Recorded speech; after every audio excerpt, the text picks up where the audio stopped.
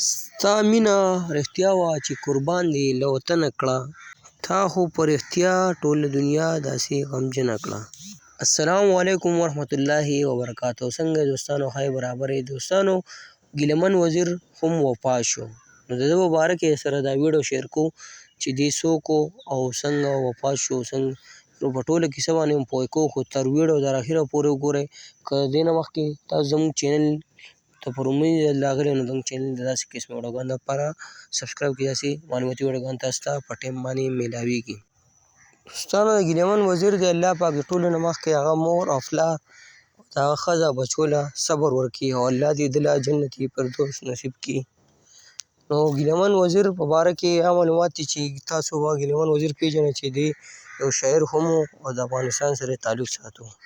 یعنې دی و په اسلام آباد کې اوس یو 3-4 ورځې مخکې په ده باندې چاړو ګزارونه وکړه او بیا د هغې نه دا معلومېږي چې یو ګزار پکې ده په لرګي باندې هم څکلی دی.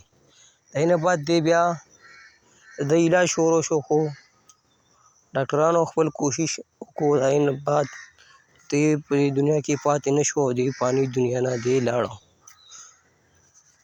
نو دوستانو دغه ګیله من وزیر و چې اخر هم وفات شو او دی او بله دا چې ده په نوم باندې ډېر فیک اکاونټ جوړ شوي دی، په هغه باندې د ده ویډیو هم شیر کېږي او بل د هغوی د ده ویډیو سره داسې قسمه میوزیک ساوند هم شامل دي چې هغه هم ټیپ کول یعنې ریکارډ کول نه دي پکار. نو هغه ملګرو ته موږ دا ریکویسټ کوو چې د ده داسې نعت یا نظم ورته ټیپ کړئ، خو چې کوم داسې قسمه میوزیک وي د هغه وي نو هغه ده ته پرې عذاب میلاویږي، نو دغه مهرباني وکړئ دغه مشر کار. نو دغه ویډیو به تاسو سره موږ شیر کړه چې ګیله من وزیر څنګه وفات شوی او څنګه دی په چړو باندې وهلی شوی. نو دا ویډیو موږ ستاسو سره شیر کړه. نو که زموږ دا ویډیو خوښ وي نو ضرور لایک کړئ او داسې قسمه ویډیوګانو سره زموږ دا پیج ضرور لایک او فالو کړئ.